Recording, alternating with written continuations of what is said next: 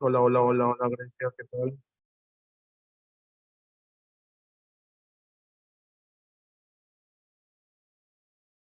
Olis, Olis. Listo, entonces nos quedamos aquí, ¿no? En esta parte. Y vamos a hablar de los filósofos de Mileto, ¿ok? De los filósofos. Buenas tardes con todos. Olitas, olitas. Ahí está, los de la escuela de Mileto.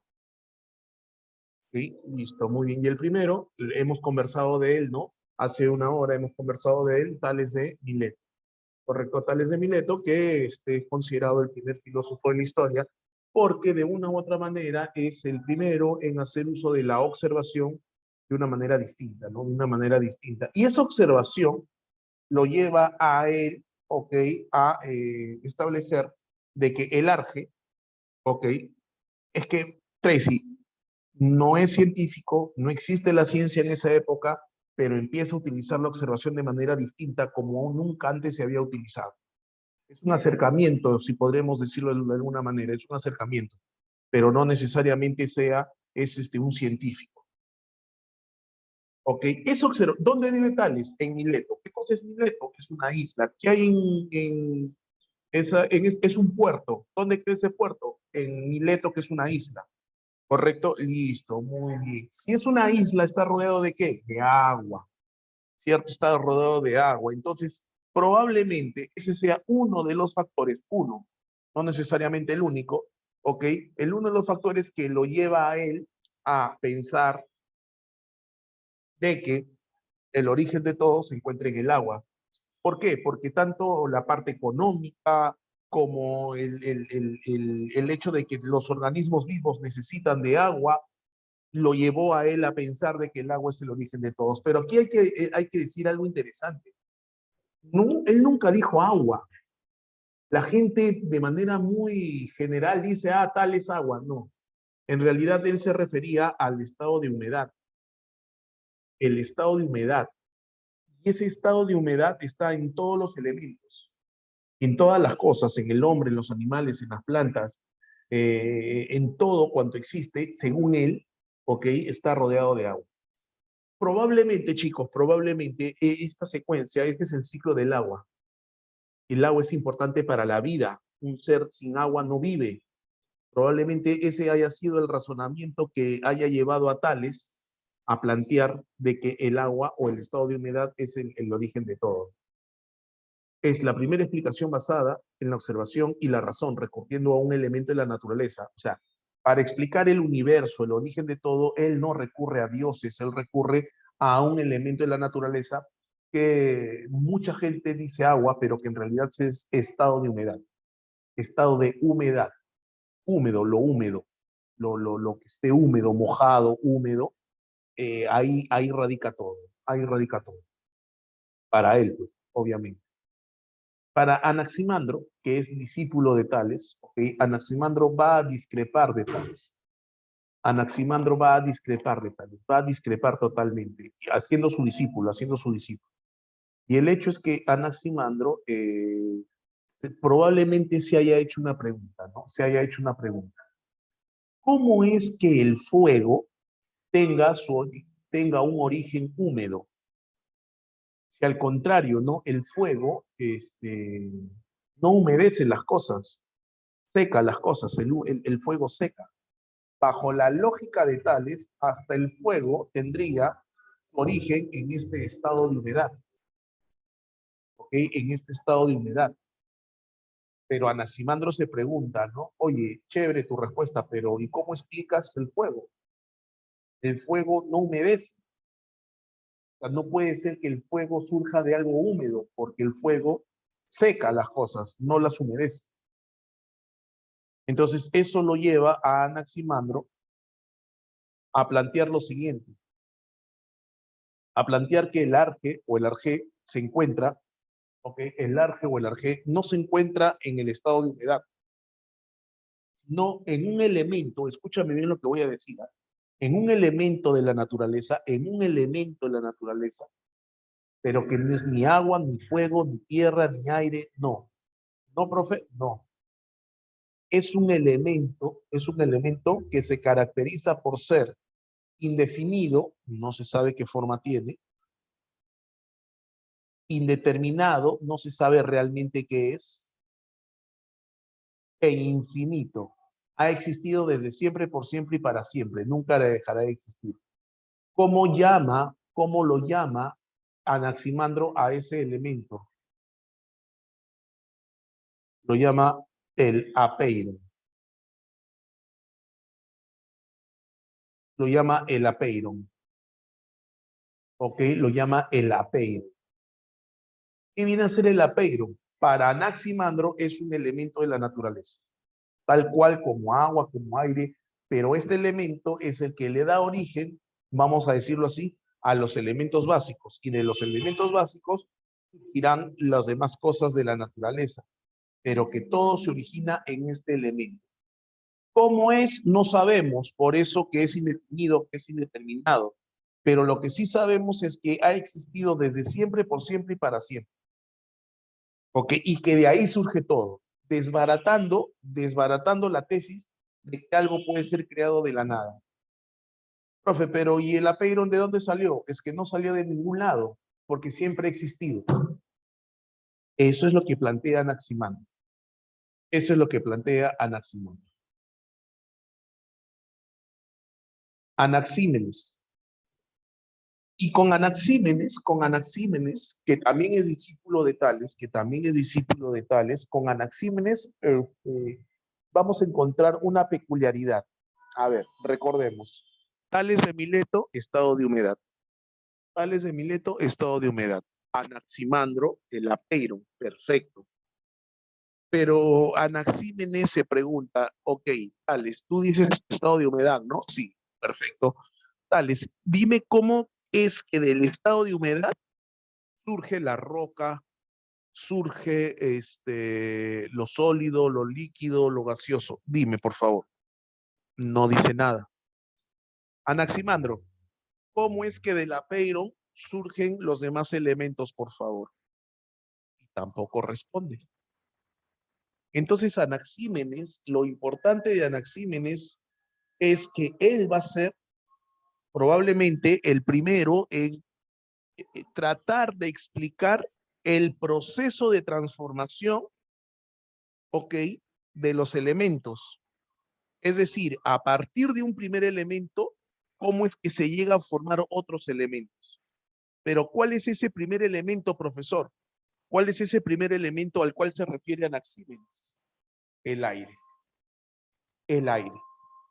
Y probablemente la lógica de Anaxímenes, claro, puede ser entendido como soplo de vida. Ahorita llego a eso, ahorita llego a eso.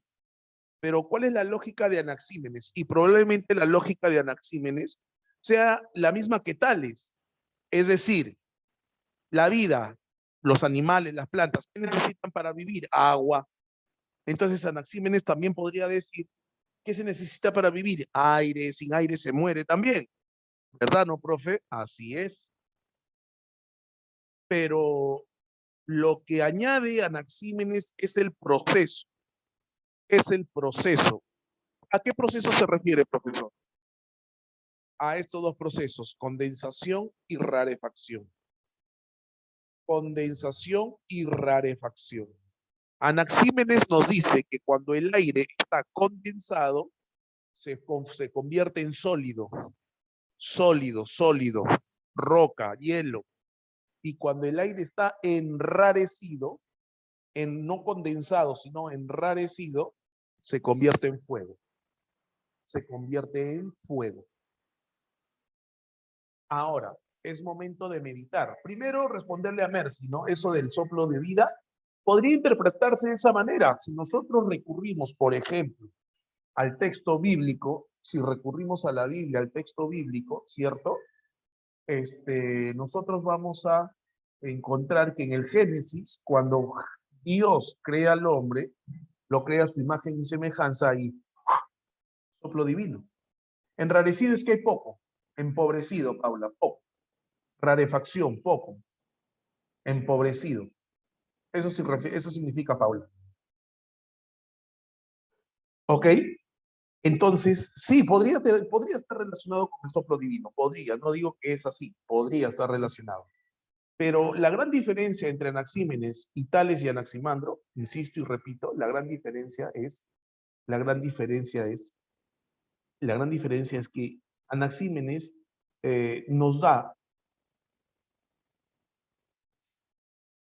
Tracy, te respondo, el apeiro, y tengo que retroceder un rapidito, esto es una representación, ¿ah? No es el apeiro, porque nosotros no sabemos qué forma tiene, no sabemos qué es realmente, pero para Anaximandro es el arjé, es el origen de todo, para él, para él, es el principio de todo el universo, el apeiron, ¿correcto? Ahora, tú me preguntas, ¿qué significa apeiron? No puedo decírtelo, ¿por qué? Porque es un elemento indefinido, es un elemento indeterminado, según la teoría de Anaximandro. Ahora, con Anaxímenes, te decía, el gran aporte de Anaxímenes es plantear, no, probablemente no tenga la razón, seguramente no tiene razón, pero eso no importa, sino que él se atreve o nos plantea la posibilidad de explicar, por ejemplo, cómo es que la roca surge a partir del aire, cómo es que el fuego surge a partir del aire, a partir de los procesos de condensación y rarefacción, cosa que no logra hacer ni Tales ni Anaximandro. Pregunta, ¿se entiende hasta acá?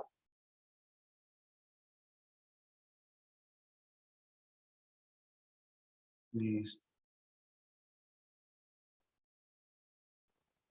Ahora, listo. De la escuela de Efeso, Heráclito de Efeso. A este señor Heráclito es uno de los filósofos que más vas a recordar o debes recordar. A ver, yo creo que Anaxímenes discrepa con Tales, discrepa, porque para Anaxímenes el agua o el estado de humedad surge del aire, para Anaxímenes. Lo de la condensación.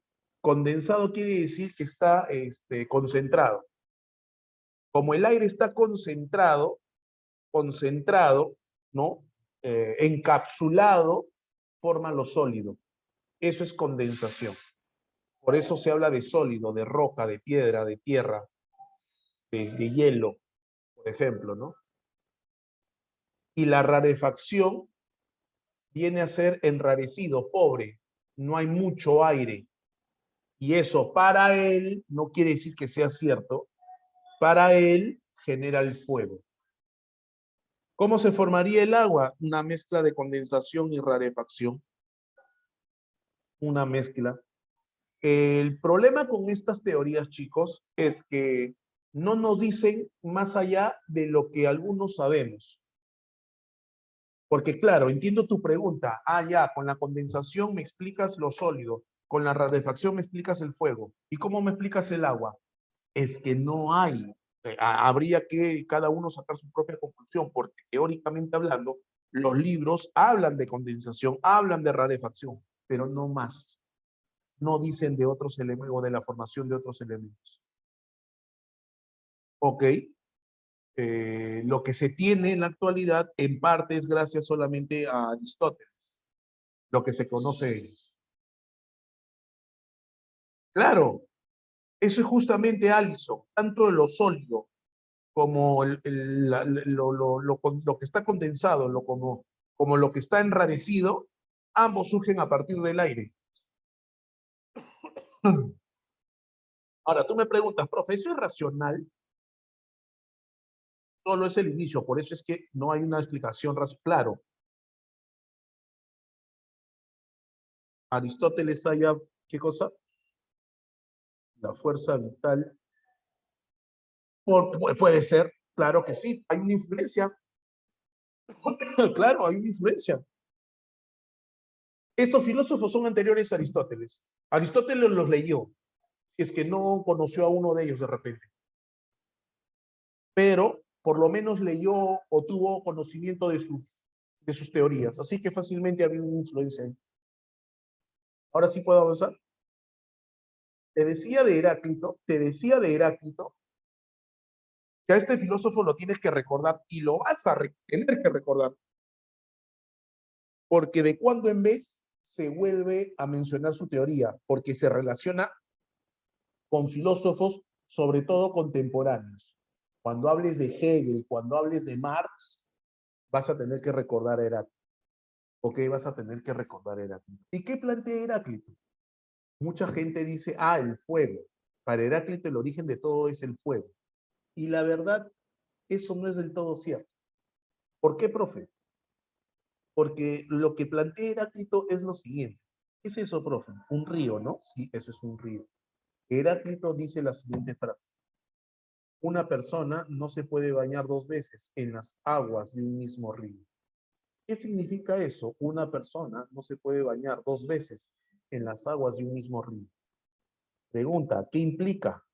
Implica eso. Tú te metes al río y te bañas. Sales, tomas sol y te vuelves a meter al río. Pregunta, ¿es el mismo río, sí o no? La respuesta es sí. La respuesta es sí. Ajá, pero las aguas no.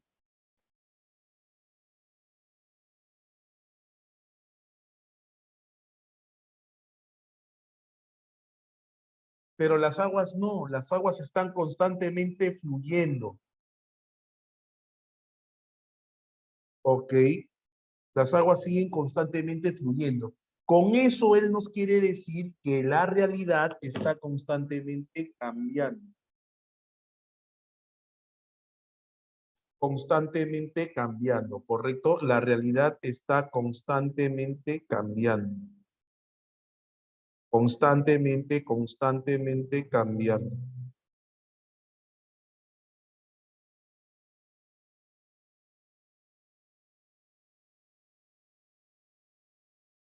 ¿Me entiendes o no? Está constantemente cambiando. A ver, quiero que entiendas esto. Él dice la realidad. Cuando se refiere a la realidad, aquí se separa de los milesios, porque los milesios están preocupados o están interesados en encontrar el origen en un elemento de la naturaleza. Pero lo que le preocupa a Heráclito es la naturaleza y todo lo que implica la naturaleza. La naturaleza no solamente es física, la naturaleza también es aquello que no es físico.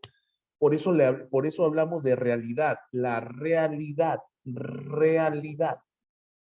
¿ok? Y la realidad está constantemente cambiando. Acá hay una gran diferencia entre Heráclito y los milesios. El punto en común entre los milesios, a pesar de que cada uno plantea cosas distintas, es que los tres están interesados en encontrar un origen que explique el universo. Heráclito no está interesado en encontrar un origen que explique el universo, sino quiere explicar la realidad o el universo. Y esa explicación está basada en que todo cambia constantemente, que la realidad no es estática, la realidad es cambiante. Ahora, ¿cómo funciona esa realidad? ¿Cómo se genera el cambio? De la siguiente manera, uno, dos, uno, dos. Profe, se van a chocar, ¿no? Cuidado, profesor, que se chocan. Claro, lucha de opuestos, lucha de contrarios. Y del choque de estos dos surge el fuego, la contra. Ahora, ¿qué representa el fuego? Sí, representa el choque trae consigo ¿qué cosa? El choque que trae consigo, profe, conflicto, ya, bacán, pero ¿quién te ha dicho que el conflicto es malo? Ok, entonces la realidad cambia constantemente. Mira lo que voy a tratar de hacer. A ver, aquí no lo puedo hacer. Voy a salir de aquí. Ok, y mira lo que voy a hacer. Mira lo que voy a hacer. Voy a poner esto aquí. Voy a hacer esto. Mira, por favor, estás viendo mi pantalla, ¿no? Sí, ya está. Ahora, mira. Ey, perdón. No funcionó. Un rato, ahora sí. Mira, mira lo que voy a hacer. Y esto lo voy a mover aquí. Lo voy a hacer un poquito más pequeño. Esto.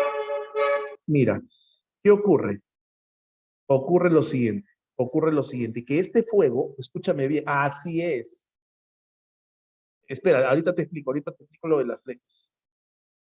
¿Qué ocurre? Lucha de opuestos, lucha de contrarios, oposición. Y de esta oposición surge el fuego. Pero no quede estático ahí, porque ese fuego va a representar una nueva postura a la cual se le va a hacer frente otra postura contraria y de la cual surgirá otra vez otro fuego. Y así lo voy haciendo constantemente. Este de acá representa otra postura y así sucesivamente. A lo que voy es, lo que te quiero decir es lo siguiente, que la realidad para Heráclito es esta. Hay una postura, hay una situación, se le enfrenta a una situación contraria y de ella surge el fuego. Y esto es la realidad constante, pero ese fuego se convierte en una nueva postura, distinta a las anteriores. Y esa nueva postura va a encontrar una postura contraria con la cual se va a enfrentar y va a surgir un nuevo fuego. Entonces, no es que Heráclito diga que el origen de todo está en el fuego, porque eso no es cierto. No se refiere al elemento fuego, fuego, tal como tú y yo lo conocemos, sino que con el fuego él representa y dice lo siguiente, que el fuego es el resultado de la lucha de opuestos de contrarios. Y ese fuego es el que representa lo que representa el cambio, lo que representa el cambio constante. Así, por ejemplo, mira, y esto lo vas a ver tú más adelante, así se va a representar más adelante. Mira, opuestos. El origen, es que lo que pasa, Paula, es que a él no le interesa como a los milesios encontrar el origen. No, no le interesa. El arjé para él no le interesa. Lo que él le interesa es explicar el universo, el cosmos, la realidad, comprender la realidad. Excelente, Trace.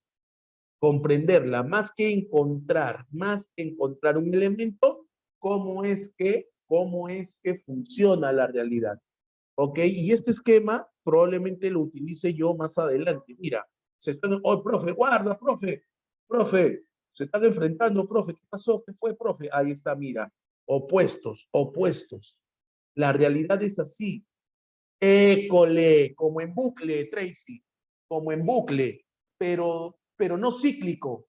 Bucle, me imagino que entiendes por bucle. Tracy, ¿podrías escribir eso para todos, por favor? Porque lo que has colocado es correcto. Bucle es ascendente, ¿no? Como un espiral que va, continuamente se va dando. Entonces, mira, se enfrentan y de ahí que surge, profe, tiene que ser lucha, guerra, es que no necesariamente es enfrentamiento. Por ejemplo, yo te digo una cosa, pero tú no estás de acuerdo conmigo, entonces tú y yo estamos discutiendo. Y de lo que discutamos va a salir qué cosa? Un acuerdo seguramente. Pero si te das cuenta, si te pones a analizar la realidad, así funciona.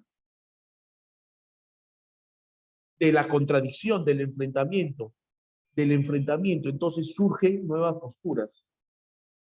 Para Heráclito, así funciona el universo, a partir de contradicciones. A partir de contradicciones. Eso va a ser tomado en cuenta más adelante por los filósofos Hegel, por los filósofos Marx, ¿no? Y ellos van a explicar lo que es la dialéctica. Claro, Paula, obviamente, ¿de dónde crees tú que sale la dialéctica de Hegel? De Heráclito. ¿De dónde crees tú que sale la dialéctica de Hegel? De Heráclito, lo toma como referencia.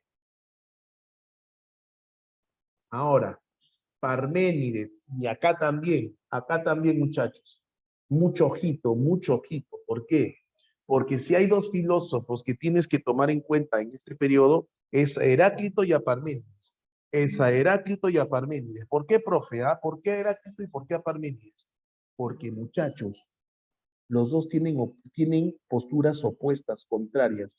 ¿Qué acaba de decir Heráclito? Que todo está constantemente cambiando, que la realidad es constante cambio. A ver, ¿cuál es el punto en común? A los dos les interesa la realidad.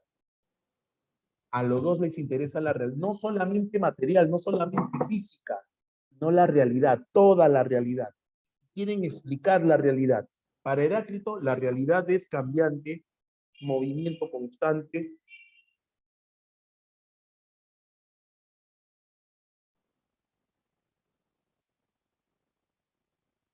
¿Ok? Movimiento constante. Claro, sí, sí, está mal dicho, está mal interpretado eso de que es el fuego, porque a él interesa entender y comprender la realidad. Y él, en todo caso, el origen o la explicación de la realidad es el movimiento, es el cambio. La explicación de la realidad o el origen de toda la realidad está en el cambio mismo, en el movimiento mismo, pero no en un elemento de la naturaleza. O sea, no es el fuego, no es el fuego. El fuego es una representación. El fuego es una representación. Más con Parménides, Salet, más con Parménides. Alison, eso es lo que hace, eso es lo que va a hacer Hegel más adelante. Eso es lo que va a hacer Hegel más adelante. ¿Qué fue? ¿Qué fue, Silvana? ¿Qué fue? A ver, si entendemos por arjé, escucha bien, ¿eh? Escucha lo que voy a decir. Si entendemos por arjé el origen, pero no en un elemento de la naturaleza, el arjé para Heráclito es la contradicción, la lucha de opuestos, la lucha de contrarios, el cambio. Ese vendría a ser el arjé para Heráclito. Si entendemos por arjé origen, pero no origen en un elemento, lo cual lo diferencia de los milesios. ¿Se entendió?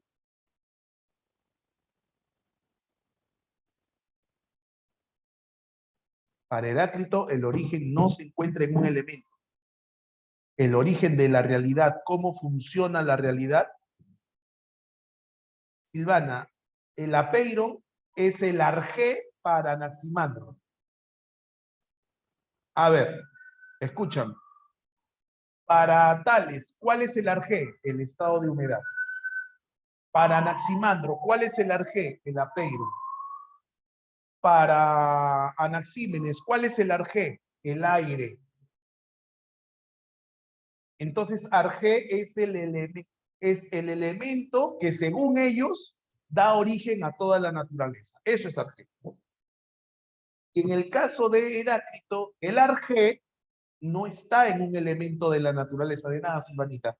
No está en un estado de la... Arjé o arché, es lo mismo. Arjé o arché, es lo mismo. Y en el caso de Heráclito, el arje o el arche, ok, está en el cambio mismo, en el movimiento mismo, que está representado por el fuego.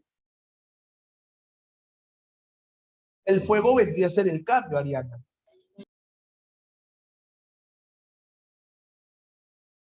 Es que todavía no llegó Parménides. No es el fuego como el fuego que tú y yo estamos pensando. No. El fuego representa para Heráclito cambio.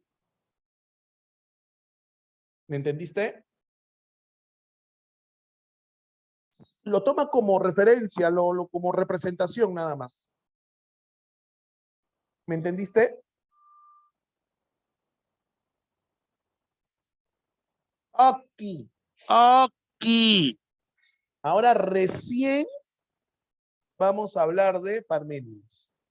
Y Parménides es el opuesto, el contrario de Heráclito, porque mientras que para Heráclito la realidad está constantemente cambiando, para Parménides el cambio no existe, el movimiento no existe, el movimiento es imposible. ¿Por qué? Porque para Parménides, ok, la realidad es el ser. La esencia de la realidad es el ser. Profe, el ser humano no, el ser. ¿Qué debo entender por ser? Por ser debes entender lo siguiente. El ser es y el no ser no es. El ser no puede ser no ser, porque si el ser pasa a ser no ser, dejaría de ser y eso no puede ser. ¿What? El ser es esencia y la esencia nunca cambia. La esencia nunca cambia. El ser nunca cambia. Él entiende el ser como esencia. Por ejemplo, ahí estás tú, ese eres tú. ¿What? Sí. Pregunta, ¿tú has sido alguna vez niño, sí o no? Escúchame, sígueme el ejemplo, por favor, sígueme el ejemplo. ¿Alguna vez has sido niño, sí o no? Pero ahora eres adolescente y algún día serás adulto y algún día serás anciano y algún día te morirás y algún día no estarás en esta tierra. ¿Estamos de acuerdo o no? Sígueme, por favor, la lógica, sígueme la lógica. ¿Ya? Listo. Pregunta, aquí estás tú siendo niño, aquí estás tú siendo joven, aquí estás tú siendo adulto, aquí estás tú siendo anciano y aquí estás tú estando muerto. Pregunta, ¿has cambiado sí o no? ¿Has cambiado sí o no? Increíblemente la respuesta es no. ¿Por qué? Porque nunca dejaste de ser tú. Este eres tú de niño, este eres tú de joven, este eres tú de adulto, este eres tú de anciano, pero nunca dejas de ser tú. Entonces, tu esencia nunca cambió. Por tanto, porta, y estando muerta sigue siendo tú. Por lo tanto, no existe el cambio, no existe el movimiento. Así es. Profe, entonces Heráclito, Parménides dice Heráclito, no sé qué estará fumando, pero es de la mala. La realidad, dice, lee conmigo. La realidad que es el ser, si le entendemos adecuadamente, haciendo uso de la razón, no de lo que observas, porque Heráclito, para que postule lo que postula, seguramente se dejó de llevar de lo que ve. Todo cambia, yo veo que los sucesos cambian, la historia cambia, veo que todo cambia, veo. Pero Heráclito dice un ratito, no te dejes llevar por lo que ves. Piensa. Es lo que has hecho tú ahorita conmigo. Es lo que has hecho tú ahorita conmigo. Si te pones a razonar, te darás cuenta que eres tú de niño, tú de joven, tú de adulto, tú de anciano. O sea, Parménides no se deja llevar por lo que ve. Parménides utiliza la razón, la lógica. Entonces, la realidad, que es el ser, si la entendemos adecuadamente, nunca cambia. Parece que cambia, pero en realidad nunca cambia. Es desde siempre y por siempre. Así será. Entonces, no hay cambio. Heráclito es el filósofo del movimiento del cambio y Parmenides es el filósofo de la esencia. ¿Entendiste, Jimenita? Me alegra mucho. ¿Cómo es la madera? A ver, háblame de la madera, háblame de la madera. ¿Qué pasa con la mesa de madera? Oye, yo tengo una mesa de madera, pero esa mesa de madera se le quebró una pata, pero sigue siendo mesa o sigue siendo madera. Sigue siendo mesa. Hay mesas de tres patas. ¿Me entiendes o no? ¿Me entiendes o no? Entonces, ahora, déjame contarte algo. Xenófanes, por ejemplo, o Zenón, me parece, Zenón, llevó este planteamiento de Parménides, lo llevó a lo que se conoce como las aporías. ¿Ok? Por ejemplo, tú sabes la famosa fábula en la que compiten la tortuga y la liebre, la tortuga y la liebre, ¿cierto? Tú sabes que compiten, ¿no? ¿Quién es la más veloz? ¿Cierto? Listo, muy bien. Arranca la competencia. La tortuga se mata de la risa. Oh, ¿con quién voy a correr? Con la tortuga. Esa tacha. ¿Cómo voy a correr con la tortuga hoy? Sí, vas a correr con la tortuga. Ah, sí, ya tortuga, te doy ventaja, te doy ventaja. Y arranca la tortuga, arranca la tortuga, arranca la tortuga. Y la liebre se queda jato y le da una ventajota. La tortuga jala, aplica turbo la tortuga, corre con todo. Oh, la liebre se levanta y dice, oh, la tortuga, y no la ve. ¡Hala, qué abusiva la tortuga! Y la liebre comienza a correr. La pasa y llega a la meta. ¿Quién ganó la carrera? Zenón o Genófanes, uno de los dos dice, no ganó la liebre. La liebre nunca alcanzó a la tortuga. Nunca la alcanzó. ¿Por qué? Porque mira esta lógica, que está mal, pero mira esta lógica. La tortuga avanza 10 metros. 10 metros, alucina, 10 metros. Para que la liebre la alcance, ¿tiene que recorrer esos 10 metros o no? Ya. Pero mientras la liebre corre esos 10 metros, la tortuga avanza 5. Entonces no la alcanzó. Para que la liebre alcance a la tortuga, tiene que recorrer esos 5, ¿sí o no? Pero mientras recorre esos 5, la tortuga avanzó otro poquito. Entonces no la alcanzó. Y así sucesivamente nunca la alcanzará. Ahí hay un error. A ver, mentalmente es imposible imaginárselo dado que el espacio es divisible. Ajá, listo. Muy bien. Dime, Paulita, el no ser es eso. El no ser es nada. El ser es, el no ser es nada. Nada. Y el ser no puede ser nada porque es ser. Es imposible que el ser sea nada. Pero en todo caso no existiría, pues. No, Parménides no. Heráclito la lucha de contrarios. Ajá, para Parménides el ser es la esencia. Heráclito es lucha de contrarios, o sea, no te confundas, no te confundas. Insisto, amiga, insisto, Paulita, el arge en términos de elementos no existe para Parménides ni para Heráclito. El arge como esencia o principio de todo, para Heráclito es el cambio que está reflejado por el fuego y para Parménides es el ser que no representa cambio, que es esencia misma de todos.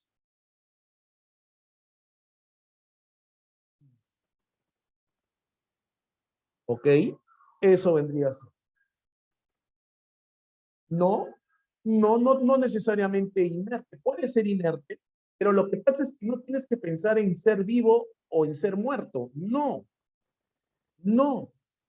Simplemente como la esencia de todo. ¿Quién es Teresa, Jimena? ¿Quién es Teresa?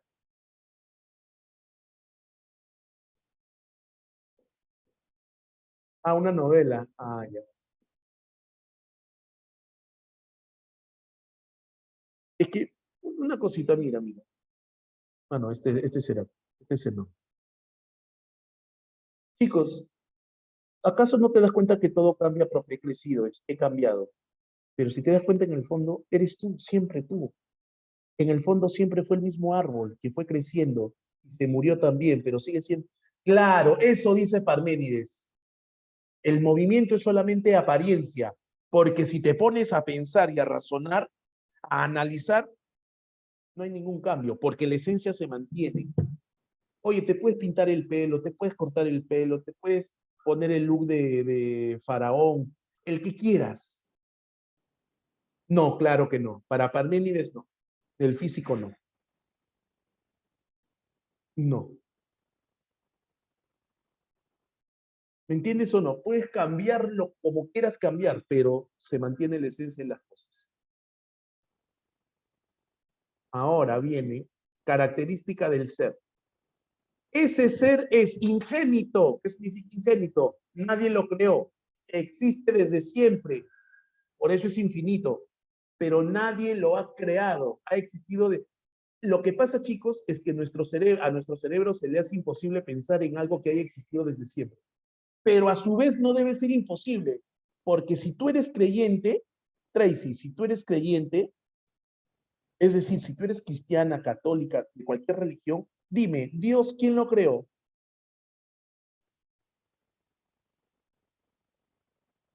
Nadie. ¿De dónde salió? De ningún lado. ¿Por qué? No es ningún misterio. Ha existido desde siempre.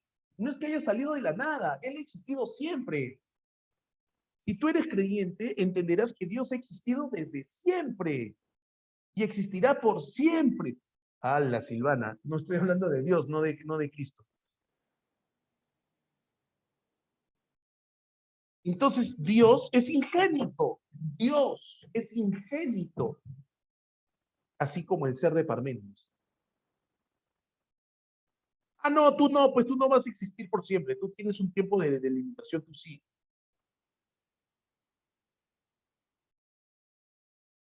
Correcto, saludos para la tía. ¿Cómo está? Buenas tardes. Ok. Entonces, para Parménides, ok, este ser es ingénito. Nadie lo ha creado. Pero todo surge a partir de él. Él es todo. Es imperecedero, nunca acaba, no se puede dividir, existe para siempre y no cambia. No hay movimiento. Es esencia en sí.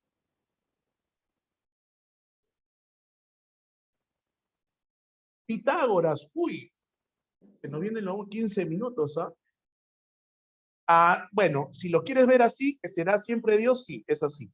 Pero recuerda, por favor, que Parménides no menciona la palabra Dios. Es que si eres infinito, porque estamos hablando de tu esencia, no de tu cuerpo. Estamos hablando de esencia, no de tu cuerpo. Me reservo esa respuesta, Ingrid. Me reservo esa respuesta. ¿Ok? Listo. Y antes de nacer, ¿quién, Paulita? ¿Quién? Claro, tu esencia estaba por ahí, estaba por ahí. ¿Me estás diciendo pecador, Anderson?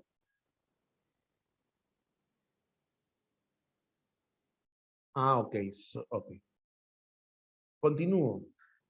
Ahora mira, Pitágoras, si has volado con Parménides y con, agárrate con Pitágoras, papá. Agárrate con Pitágoras. A Pitágoras también le interesa la realidad. También le interesa la realidad. Y él entiende la realidad distinto a Heráclito y distinto a Parménides. Para él, la realidad, así es, tu esencia siempre estará ahí, Medalí. Y tu esencia no es tu cuerpo. Tampoco, Freli, tampoco. No es que sea el número en sí, no es que sea el número en sí, sino la armonía. ¿Que los números te dan armonía? Sí. ¿Que los números te dan armonía? Sí. Pero ellos entienden que el universo es armónico, ordenado, y esa armonía, ok, esa armonía se refleja en los números, porque los números son exactos, precisos. Este es una concha, un caracol, una concha de caracol, ok, y aquí nosotros vamos a encontrar una, ¿cómo le llaman? Una progresión geométrica. Si medimos, vamos a encontrar progresión geométrica. Entonces, para Pitágoras, los pitagóricos, la realidad es ordenada. Ordenada. Mira lo que dice. Por ejemplo, mira este ejemplo. El rostro humano es armónico. La belleza, se considera que una persona es bella cuando hay armonía. Armonía. Entonces, la frente tiene esta distancia, 1/3 y 1/3. Los ojos, las cejas, mira, medidas. Y las medidas se representan a través de ¿qué? De números. Entonces, pero esto no solamente se da en el ser humano, en la naturaleza, por ejemplo, la concha, como te digo, ¿no? Ahí está la concha, ahí está. Hay armonía, precisión, exactitud, y eso se refleja en los números. ¿Qué te trae esto? Es una secuencia de Fibonacci. Orden, el universo es ordenado. Armonía, belleza, belleza.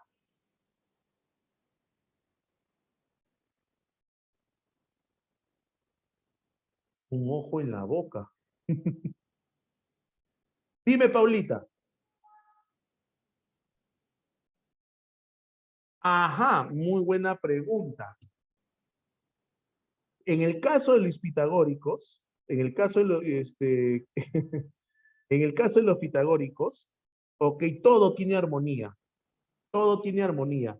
Ahora, ¿hay una armonía establecida? Seguramente sí, pero no todos cumplimos eso, ok, no todos, ok, no todos cumplimos, o sea, a lo que voy es que debe haber, es por eso que si hablamos de belleza, debe haber armonía. Y, por ejemplo, ubicas al personaje, el jorobado de Notre Dame, el jorobado de Notre Dame, ya, ahí no hay armonía, por ejemplo, entonces ahí no se habla de belleza, porque no hay armonía,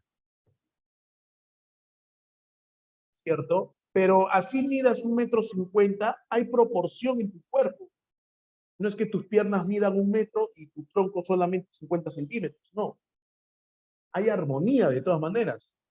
Hay personas que no son armónicas, sí, para los pitagóricos, en esas personas no hay belleza, ¿no? Para los pitagóricos. Pero eso no es lo más importante.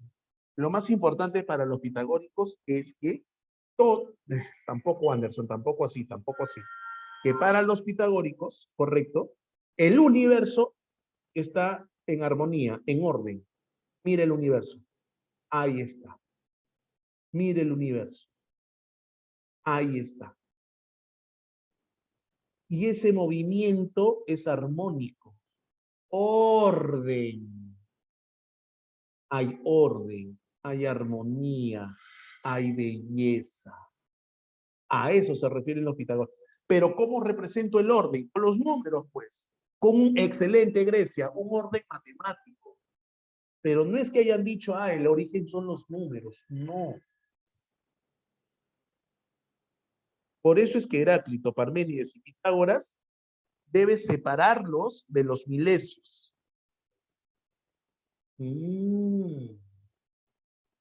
¿Qué más dicen los pitagóricos? Los pitagóricos dicen lo siguiente. Sí, ahí voy, Freddy. Ahí llego, Freddy. Tienes toda la razón. ¿Qué dicen los pitagóricos? Ah, ¿qué es eso, profesor? Es el número perfecto, la representación del número perfecto. ¿Cómo es eso, profesor? Para los pitagóricos hay una relación entre la aritmética y la geometría. Aritmética, mira, aritmética, 1, 2, 3, 4. Mira el triángulo. 1, 2, 3, 4. Ahí está, 1, 2, 3, 4. El 1 está relacionado con el punto. El 2, la recta que une dos puntos. El 3, el plano. El 4, el sólido, la tercera dimensión, las otras dimensiones. Los pitagóricos eran bravos de bravos. Bravo de bravos. Y al número perfecto lo llaman tétraquis. Profe, la tétraquis es el origen de todo. No. Es el número perfecto. Ok, Salet, muy bien. Es el número perfecto, el tétraquis o la tétraquis. Los pitagóricos eran monstruos en matemática, en aritmética y en geometría eran unos monstruos, pero también eran creyentes. ¿Creyentes? Sí, porque los pitagóricos, basados en los misterios órficos, que se refiere a un sacerdote llamado Orfeo, un personaje mítico llamado Orfeo, el cual explica el origen dualista del ser humano. El ser humano está conformado por dos elementos, según los misterios órficos, y los pitagóricos creen en esta teoría. ¿Cuál es esa, profesor? Alma y cuerpo. Y para los pitagóricos, el alma es inmortal. El cuerpo no. El alma es inmortal. Eso va a influenciar en el pensamiento de Platón, que nos toca dentro de pocas semanas. Eso va a influenciar en el pensamiento de Platón. Uy, 2:54. Corre, Tilín, corre, Tilín. Escuela atomista, Anaxágoras y Empédocles. Corre, Tilín. Empédocles. 4 elementos. Para el pluralista, 4 elementos, aire, agua, fuego y tierra, que se juntan por una energía que él lo llama amor. Cuando está la energía llamada amor, no es el amor que tú sientes por ella, que no te hace caso, no, sino que el amor es una energía que une los elementos. Pero cuando se va el amor y aparece el odio, chao elementos, no hay nada, desaparece todo. Eso dice Empédocles. El amor une y el odio separa. Corre, Tilín, Anaxágoras. Mira, distintas fichas, distintas fichas. Este señor lo llama semillas, también llamadas homeomerías. Estas semillas u homeomerías son como ladrillitos que van a formar la realidad, pero ellas no se pueden formar a sí mismas. Por eso aparece el nous, que es una inteligencia superior que las ordena, las arma. ¿Y qué lo forman? Por ejemplo, hay un cuerpo humano, ahí está. Es como si fuera un rompecabezas y lo arma. Cada ficha del rompecabezas se llama homeomería, se llama espermata, que viene de esperma. Oh, Retilín, Demócrito. ¿Y qué dice Demócrito? Átomos. Cuando los átomos se juntan, ocupan un espacio y forman algo. Cuando los átomos se juntan, ocupan el espacio lleno y hay algo ahí, en este caso un árbol. ¡Corre, Tilín! Pero ¿qué pasa cuando los átomos se separan? Nada, espacio vacío. Espacio lleno, espacio vacío. Colorín colorado, el tiempo se nos ha acabado. Justo para el quiz.